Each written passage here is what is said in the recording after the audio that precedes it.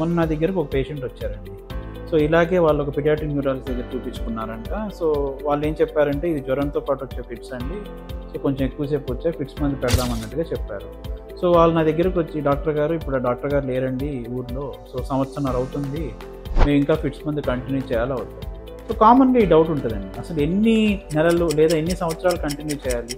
మనం స్టార్ట్ చేసే ముందు అసలు అది ఆ డిసీజ్కి సంబంధించి ముందు అనేది అవసరం లేదా ముందు అది చూసుకోవాల్సి ఉంటుంది. సో ముందు అది ఎపిలెప్సీయే అంటే మాటికి ఫిట్స్ వచ్చే తత్వం ఉంది ఆ చైల్డ్లో అనుకున్నప్పుడు డెఫినెట్గా ఫిట్స్ ముందు అనేది స్టార్ట్ చేయాలి. సో స్టార్ట్ చేసిన తర్వాత ఎంతకాలం ఇవ్వాలి, యూజువల్గా మేమైతే 2 years మినిమం పీరియడ్ అని చెప్పేసి పెట్టుకుంటాము. సో 2 years పాటు అయితే ఇవ్వాల్సి ఉంటుంది. కొన్ని రకాల బెనైన్ ఫిట్స్ ఉంటాయి. సో వాటికైతే లాంగ్ టర్మ్ ఫిట్స్ ముందు అయితే అవసరం ఉండదు. Usually 1 year at max use చేసి మేము ఆపటం అనేది జరుగుతుంది.